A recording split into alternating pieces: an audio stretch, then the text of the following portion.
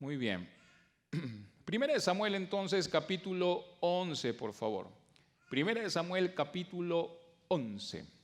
En ese capítulo vamos a ver el primer reto de Saúl como rey de Israel. Y me pregunto yo, ¿cuántos de nosotros es que no tenemos de pronto retos, verdad?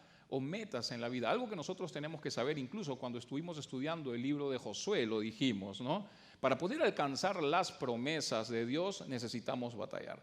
Para poder alcanzar las promesas de Dios necesitamos pelear. Eso fue lo que le pidió el Señor a Josué, ¿verdad? Esfuérzate y sé muy valiente, no temas ni desmayes, porque Jehová tu Dios estará contigo en donde quiera que vayas, ¿verdad? Eso fue lo que leímos en Josué capítulo 1. Entonces, algo que nosotros necesitamos entender, y se los he repetido a ustedes muchas veces, es que podemos de pronto tener metas en la vida, pero necesitamos comenzar a proponer metas en nuestra vida para el Señor, y que nuestra meta no sea únicamente el llegar temprano aquí. Eso sería bastante flaco, eso sería bastante triste, ¿verdad?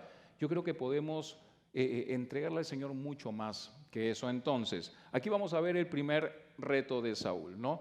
Mientras seguimos nosotros la lectura, nos vamos a dar cuenta que después de que Saúl fue reconocido como rey de Israel, no fue al palacio directamente. Y eso es lo que vamos a ver mientras vamos a leer los primeros versos. Y lo que hizo Saúl fue regresar a su casa para seguir con su vida habitual. Entonces, en este punto, posiblemente Saúl no tenía esa ansia de poder, ¿verdad? En algún momento, incluso ahora mientras estábamos cantando, se tocó algo acerca de esto, ¿no? Lo que vemos muchas veces hoy en día es gente tratando de alcanzar un tipo de poder, gente tratando de alcanzar un tipo de liderazgo. En la iglesia primitiva las cosas no sucedían así, ¿no? Aquel que quería seguir a Jesucristo, aquel que quería ser un líder, entre comillas, ¿no? Iba a ser perseguido y posiblemente iba a ser muerto, cosa que no sucede hoy en día, ¿no? Entonces, es muy triste cuando vemos de pronto a la gente decir, ¿no? O pretender querer ser un líder, ¿no? La palabra del Señor lo dice, ¿no? Jesucristo mismo lo dijo, ¿no? El que quiere estar sobre necesita servir a los demás, ¿verdad? Y nosotros necesitamos tener ese carácter y ese corazón de servicio. Eso es tan importante para nosotros como cristianos. No esperar a que nos digan qué hacer, sino que sea realmente natural en nosotros.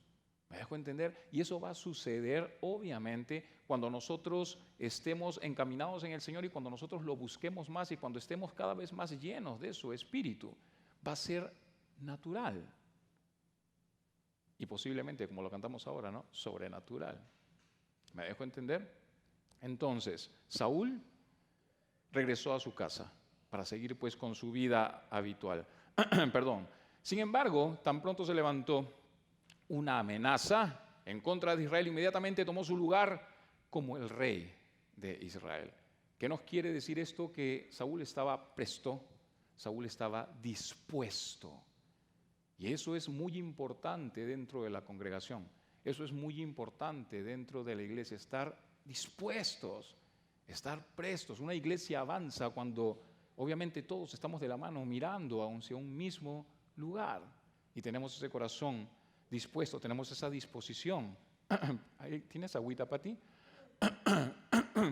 Perdón, para servirle al Señor. ¿Qué? Vimos el domingo pasado. Gracias. Yo toso y todos tosen. Es como cuando uno bosteza y todos bostezan. Pero no lo voy a hacer. Muy bien. Entonces, tan pronto se levantó una amenaza en contra de Israel, inmediatamente Saúl tomó su lugar como rey de Israel. Veremos entonces que el enemigo que se levantó en contra de un pueblo israelita era un amonita de nombre Naas, o Nahas, o Nahash, ¿sí? En hebreo, que significa serpiente. Y hay algo interesante aquí, porque Nahas vendría a ser la figura, escucha bien, vendría a ser la figura de Satanás, quien es llamado también la serpiente antigua, como se menciona en Apocalipsis 12, versículo 9. ¿no? La serpiente antigua. Y ahora mencionando Apocalipsis, te pido oración, por favor, ¿sí? Porque ya en noviembre 7 es mi tercera clase que voy a dar de la escuela bíblica, del colegio bíblico, ¿no? Y te pido que ores por el colegio bíblico en Guatemala. Voy a estar enseñando Apocalipsis por dos semanas, así que te pido que ores por mí porque ya yo estoy estudiando y todo eso, ¿no? Entonces, serpiente o la serpiente antigua. Ahora, esto es algo que todos nosotros de algún modo deberíamos de tomar conciencia. El enemigo, escucha bien, el enemigo siempre va a atacar a los más débiles. Siempre va a atacar a los más débiles, siempre va a atacar a los más vulnerables. Lo hemos escuchado ahora mismo, ¿verdad? Con toda esta situación, ¿no? Con todo lo que está pasando. ¿Quiénes son los que se perjudican más? Los más débiles, los más vulnerables. Pues de algún modo el enemigo usa la misma estrategia también, ¿sí? Y esto fue justamente lo que sucedió con Galat, según la lectura. Jabes de Galat era un pequeño pueblo del otro lado del río Jordán, y al estar separado de las otras tribus, estaba totalmente expuesto a los ataques del enemigo. Además, pues, Jabes no solo estaba separada geográficamente hablando de las demás tribus, sino que también estaba separada en un sentido espiritual. Así que recordemos algo también que es muy interesante con respecto a esto. Este fue el único pueblo que no se unió al resto de los hijos de Israel en contra del pecado de la tribu de Benjamín unos años atrás. Y eso lo vimos en algún momento en Jueces 21, versículos 1 al 15. Entonces, ellos siempre se creyeron independientes. Siempre se creyeron independientes y fue justamente eso lo que los puso en una posición vulnerable ante el enemigo. Incluso la fe de Jabes estaba tan debilitada que estaban dispuestos a someterse al enemigo con tal de que el enemigo no les hiciese ningún tipo de daño. Entonces ellos llegaron a decirle: Anás, haz un pacto con nosotros y te serviremos. Un pacto con nosotros y te serviremos. Uno podría llegar a pensar que el enemigo estaría satisfecho con esto. Sin embargo, no fue así. El enemigo, no conforme con esto, puso otra condición. El enemigo puso otra condición para perdonarles la vida. Así que vamos a leer los versos. Versículos 1 y 2 de 1 de Samuel 11. Después subió Naas amonita y acampó, dice, contra Jabes de Galat, y todos los de Jabes dijeron a Naas: haz alianza con nosotros y te serviremos. Y Naas amonita les respondió: con esta condición haré alianza con vosotros, que cada uno de todos vosotros saque el ojo derecho y ponga esta afrenta sobre todo Israel. Mira lo que les estaba pidiendo aquí. Estamos viendo aquí que el enemigo amonita prácticamente los acorraló, ¿sí? Y dejó clara aquí sus demandas. Los israelitas debían rendirse o ser conquistados. Eso es lo que estamos viendo aquí. Así que los hombres de Jabes de Galat sintieron que esta, de algún modo, era su única esperanza, la única esperanza de sobrevivir, y en vez de humillarse delante de Dios y confesar los pecados que los habían metido en problemas, dejaron completamente de lado a Dios y se ofrecieron a convertirse en siervos de los amonitas. Qué fuerte y qué triste lo que estamos viendo aquí. En otras palabras, la falta de fe, la falta de valor, la falta de aliento o ese desaliento los llevó hasta esta situación. Ahora, cuando los hombres de Jabes de Galat le pidieron a Naas una alianza, él accedió a llegar a un acuerdo pacífico con la condición de que todos los hombres de la ciudad se sacaran el ojo derecho. Eso es lo que estamos leyendo aquí. ¿Pero por qué? ¿Por qué les pidió que se sacasen el ojo derecho? Pues por varias razones. Primero, para glorificarse a sí mismos al humillar a todos los hombres. ¿Qué? Entonces, esta podría ser una razón. En otras palabras, dejarlos tuertos iba a traer algún tipo de afrenta sobre todo Israel, haciendo que Israel pues parezca débil, haciendo que Israel parezca incapaz.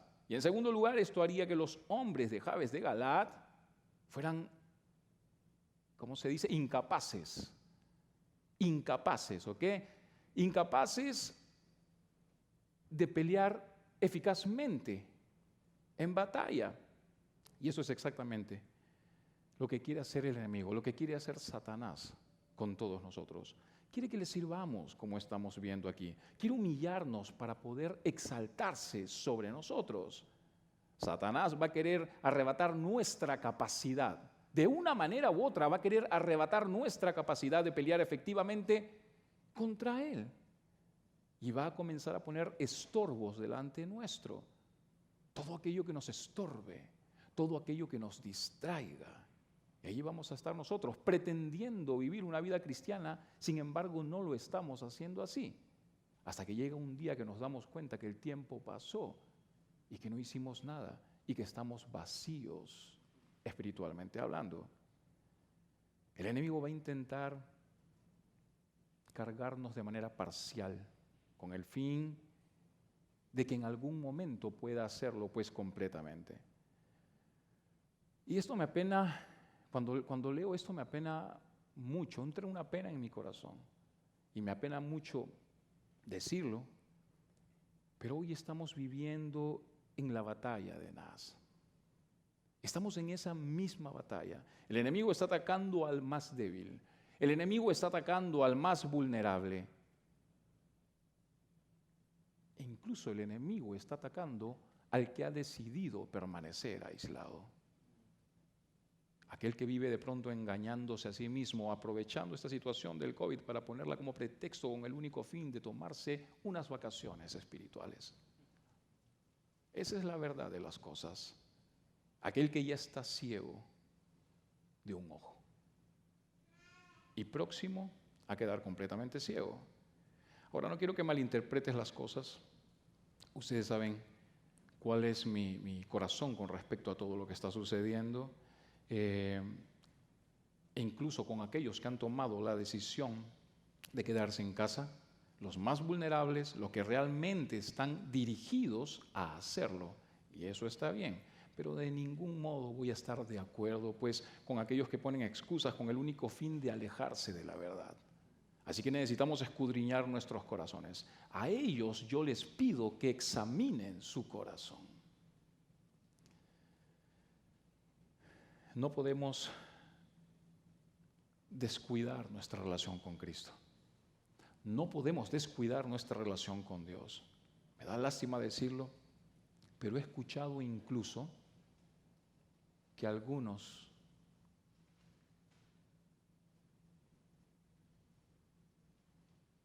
ya dejaron hasta su fe atrás. Y eso es triste. Es aquí cuando nosotros somos probados. Es justamente en este punto cuando somos probados. Cuando la iglesia es probada. Cuando el enemigo muchas veces nos zarandea como a trigo. Pero tenemos al Señor con nosotros. Tenemos al Señor en nosotros a través de su Espíritu. Qué bonito es cuando, a pesar de todo, permanecemos firmes, ¿verdad? Qué bonito es cuando podemos incluso bendecir a otros. A mí no me gusta escuchar de pronto, pero somos una iglesia pequeña, no podemos bendecir. No, eso es totalmente falso, porque una vez más es aquí en donde realmente esas ofrendas llegan como olor fragante ante el Señor. Porque somos una iglesia que tiene necesidades, ¿verdad? Somos una iglesia que tiene necesidades, pero a pesar de eso, damos ese paso adelante. ¿Somos personas que tienen o pasan dificultades? Por supuesto que sí, todos pasamos dificultades. Pero a pesar de eso, damos un paso adelante. Y aquí estamos, pidiéndole al Señor de su presencia, pidiéndole al Señor que tenga misericordia de nosotros y su gracia sobre gracia esté aquí en nuestras vidas. Aquí estamos, teniendo fe y mirando hacia adelante. A pesar de que somos una iglesia pequeña, tenemos fe y tenemos visión y somos obedientes al Señor y estamos juntos cruzando el Jordán porque creemos en las promesas de Dios, porque miramos como cristianos un paso más adelante que los demás. Y esa fe nos mantiene. Esa fe nos mantiene firmes y nos mantiene constantes. Pero como ya les dije anteriormente, la fe viene por el oír y el oír por la palabra de Dios. Y mi labor como pastor, una vez más, es educarlos en la fe. Algo por lo que tienen que orar, obviamente, por mí. Y espero que oren por mí, porque necesito mucha oración. Mucha oración.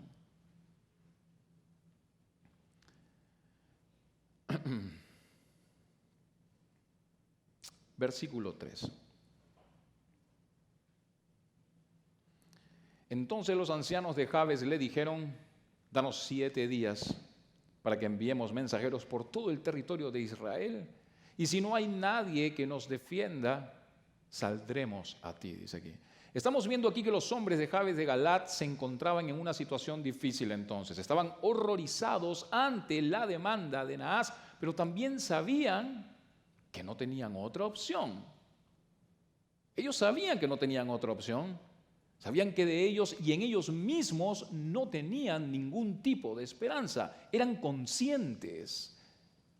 Eran totalmente conscientes de que en ese momento necesitaban ayuda. Eran totalmente conscientes de que en ese momento necesitaban un Salvador. Y vemos aquí que Naas dejó que enviaran mensajeros. Y lo hizo por 2 razones. Primero, porque estaba confiado en que no había unidad en Israel. Y pensó que no habría nadie que los defendiera. Y en segundo lugar, porque al permitir a los mensajeros que recorrieran Israel, de algún modo su nombre sería pues engrandecido también. Versículos 4 al 8. Llegando los mensajeros a Gabaa de Saúl, dijeron estas palabras en oídos del pueblo. Y todo el pueblo alzó su voz y lloró. Y he aquí que Saúl, que venía del campo tras los bueyes, y dijo Saúl: ¿qué tiene el pueblo que llora? Y le contaron las palabras de los hombres de Jabes. Al oír, dice Saúl, estas palabras, el Espíritu de Dios vino sobre él con poder. Hablamos de esto hace 2 semanas, si no me equivoco, ¿verdad? Vino sobre él con poder. Y él se encendió en ira en gran manera. Y tomando un par de bueyes, los cortó en trozos y los envió por todo el territorio de Israel por medio de mensajeros, diciendo: así se hará con los bueyes el que no saliera en pos de Saúl y en pos de Samuel. Y cayó temor de Jehová sobre el pueblo, y salieron como un solo hombre, y los contó en Besec. Y fueron los hijos de Israel 300,000 y 30,000 los hombres de Judá. Increíble lo que vemos en estos versos, ¿no? El cambio de Saúl. Así, recuerda cómo era Saúl antes, se escondía, o sea, totalmente distinto, ¿verdad? Tenía miedo, tantas cosas. Y de un momento a otro, el Espíritu de Dios sobre él, y mira lo que hizo. El Espíritu de Dios sobre él, dice, con poder, y se encendió esa ira en gran manera. Y no ese tipo de ira maldicha, ¿verdad? O mal llevada, sino un tipo de ira, una preocupación muy grande en él por la situación. Necesitamos del poder del Espíritu de Dios, ¿verdad? Para movernos, para poder ver cuál es la realidad hoy en día y la necesidad hoy en día, para poder dar ese paso hacia adelante, para poder batallar, para no estar desparramados en nuestras camas en desánimo cuando tenemos aflicción, cuando de pronto comenzamos a buscar consejo de alguien más, menos de la palabra del Señor. Necesitamos estar parados en la roca. El Espíritu de Dios con poder sobre Saúl. Dice aquí que el Espíritu de Dios vino sobre él. Y como lo dijimos la semana pasada, este siempre es el patrón de Dios. Dios no quiere que busquemos al Espíritu egoístamente, lo hemos hablado en algún momento. Dios quiere que seamos fortalecidos y usados por Él, no solamente por beneficio propio, sino para tocar a otros. para tocar a otros. Es así como Dios comienza a añadir a su iglesia. Pero si nosotros somos cristianos egoístas que guardan el mensaje de Dios y somos carentes incluso del Espíritu del Señor en nuestras vidas, ¿qué podemos esperar? ¿Qué podemos esperar para nosotros? ¿Qué podemos esperar de nosotros? ¿Qué podemos esperar para esta congregación? Entonces, ¿cuál es la visión que nosotros tenemos como iglesia? Aquí yo de pronto viejito y ustedes viejitos, hablando de la palabra, el mismo grupo, por años y por años y por años, egoístas en el Señor, porque no tuvimos esa voluntad de dar ese paso adelante y compartir las buenas nuevas. Y ya sabemos nosotros que las buenas nuevas las compartimos ¿con qué? Con nuestro testimonio. Así que de nada va a valer que te prepares, de nada va a valer que te sepas la Biblia de pies a cabeza, si no tienes el Espíritu de Dios en ti y entiendes realmente lo que es vivir para Cristo.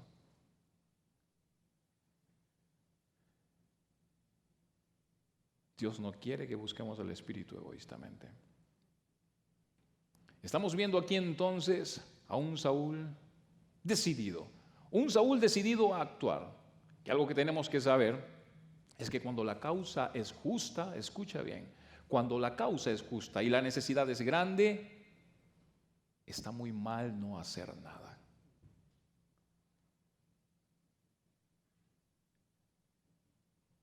Recibo una llamada y me hablan acerca de esta necesidad, la cual no voy a mencionar de nuevo.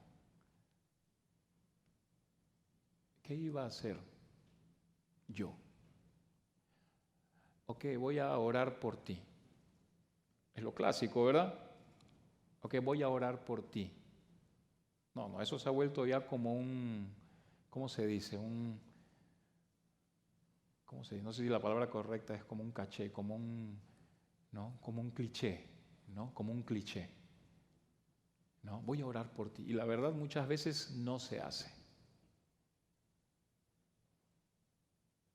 Cuando hay una necesidad, dice la palabra de Dios, cuando tienes el poder para resolver esa necesidad, resuélvela, dice el Señor. Y por eso dimos ese primer paso, ¿me dejo entender? Queremos ser una iglesia viva. Queremos ser una iglesia de verdad. Eso es lo que queremos ser. Y no solamente viendo las necesidades con el que está afuera, sino empezando por las necesidades que hay aquí adentro también. Hay mucho por qué orar, ¿verdad? Mucho por qué orar. Necesitamos orar los unos por los otros. Es por eso que siempre yo les pido, necesito oración. Y no se los digo porque tenga que decirlo, no, realmente necesito oración.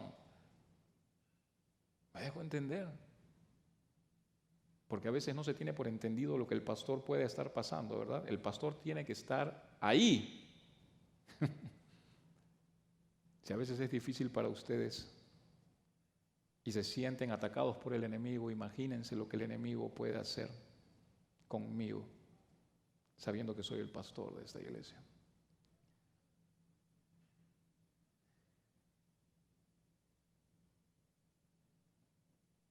Mi oración entonces para con esta iglesia es que Dios levante a cada uno de sus miembros. Esa es mi oración, que ponga a cada quien en su lugar para realmente poder avanzar. Esa es mi oración, avanzar, construir y conquistar.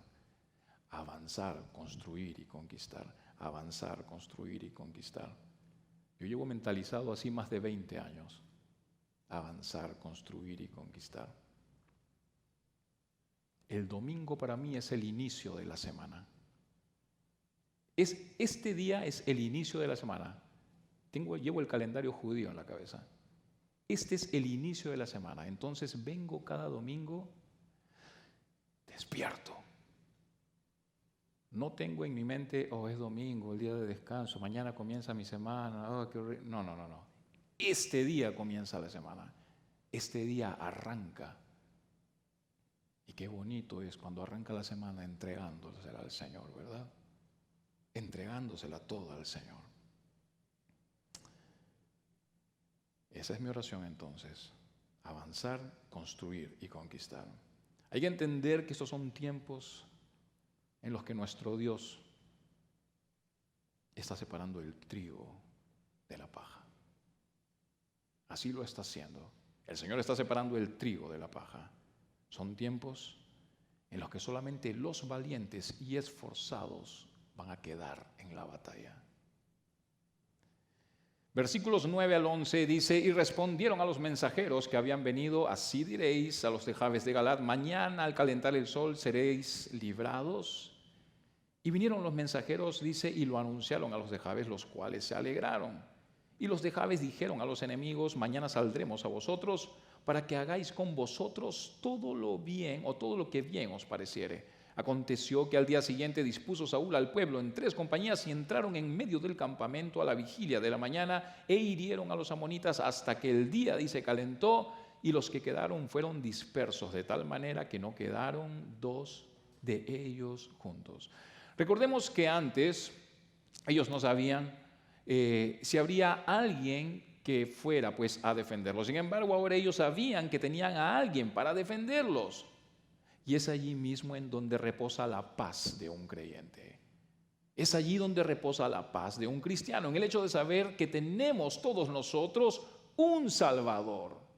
Tenemos un Salvador. En cualquier tipo de circunstancia que podamos estar pasando, tenemos un Salvador. Algo que obviamente debería darnos alegría, seguridad, gozo, ¿verdad? Ahora, dice la lectura que Saúl colocó al pueblo en 3 compañías, lo que indica que era un hombre de buena estrategia militar. En otras palabras, planeó el ataque antes de que comenzara la batalla. Es lo que estamos viendo aquí. Él planeó el ataque antes de que comenzara la batalla. Tremendo, ¿verdad? Así que esto me hace pensar cuántos de nosotros planeamos el ataque antes de que comiencen nuestras batallas. El hecho de estar aquí buscando al Señor, conociendo su palabra, permitiendo al Espíritu de Dios que toque nuestras vidas, ya nos está permitiendo ponernos a todos nosotros esa armadura de la cual habla Efesios 6. Estamos viendo aquí que Saúl lo hizo, y porque lo hizo, Dios le dio la victoria total. Nada si su ejército fue completamente derrotado y la ciudad de Jabes, Galaad, fue salvada.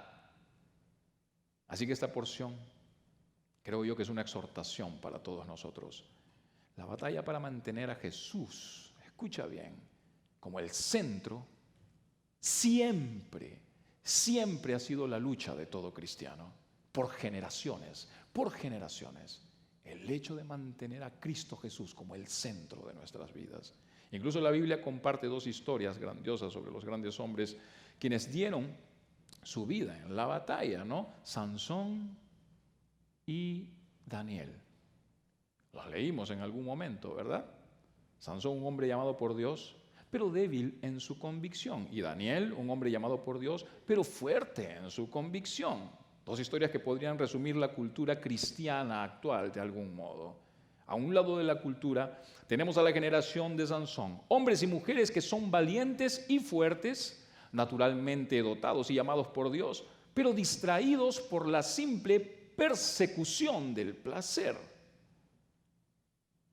Hombres y mujeres atraídos por la lujuria, hombres y mujeres atraídos por la complacencia, hombres y mujeres atraídos por el ego, el éxito y la vida superficial. Y eso es un gran pecado aquí en este país. La vida superficial. Mientras que por otro lado tenemos a la generación de Daniel.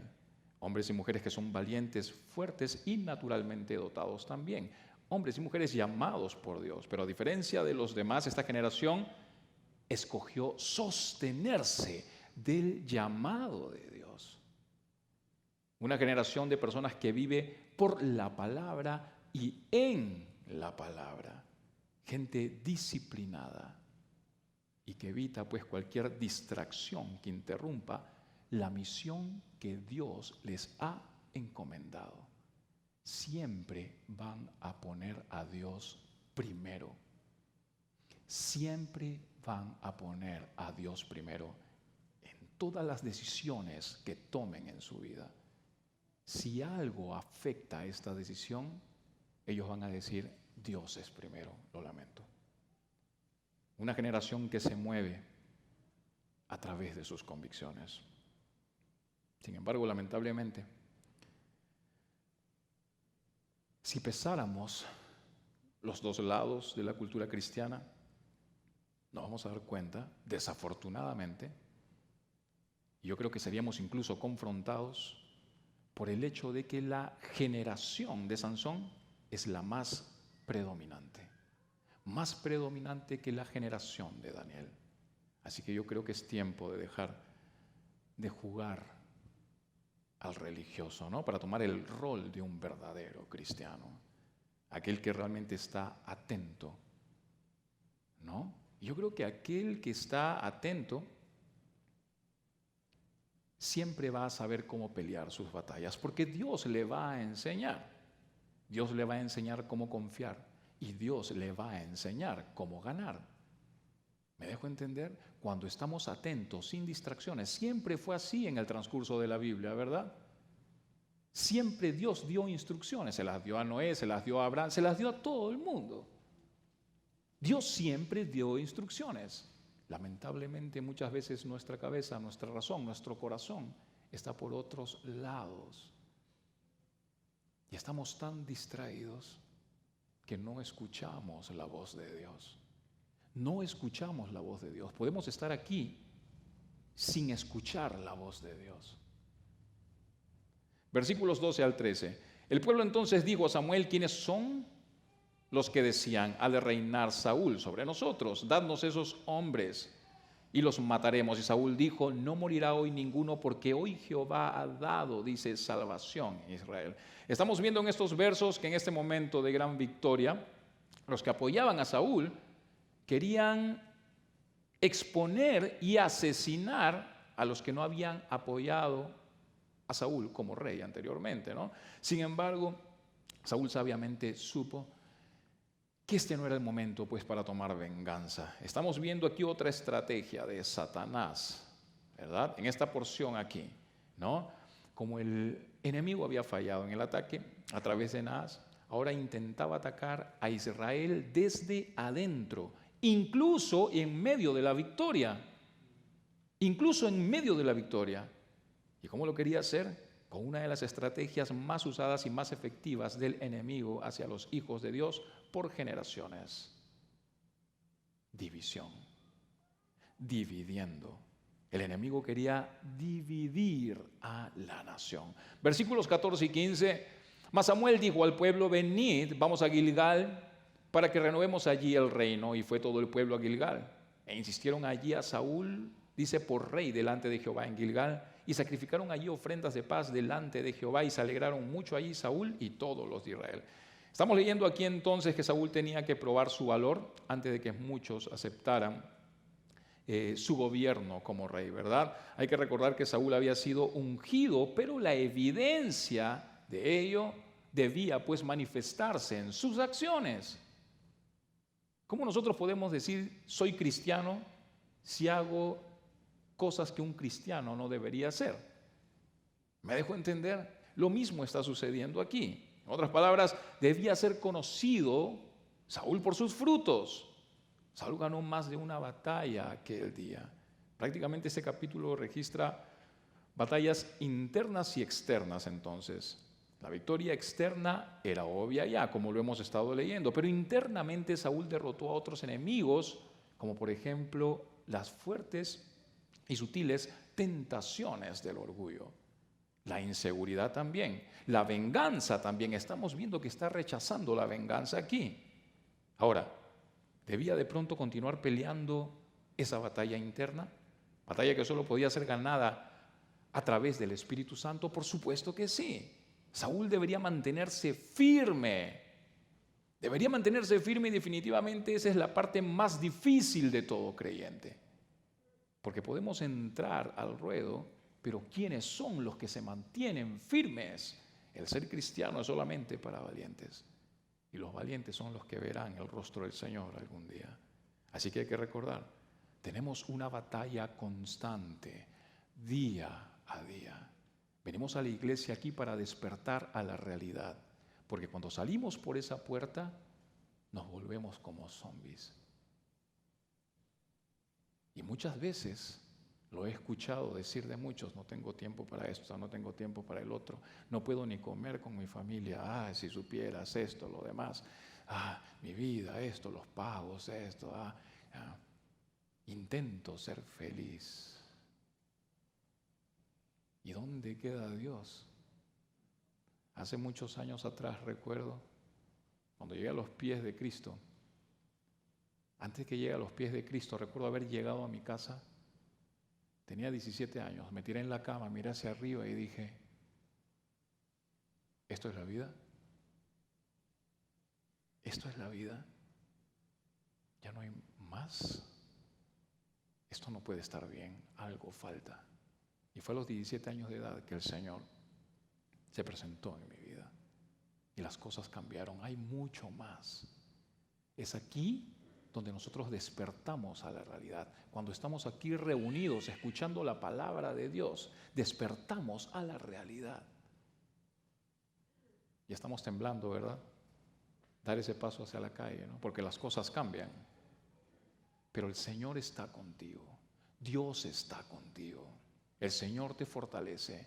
No pierdas la cordura, no pierdas la razón. Mantente firme en Él. Algunos despertarán del sueño y pelearán, mientras que otros lamentablemente quedarán dormidos en un sueño que durará toda la eternidad. ¿Qué vas a hacer tú? Así que despertemos, busquemos al Señor. Damos gracias a Dios por esta iglesia. Sigamos constantes, sigamos firmes, sigamos peleando.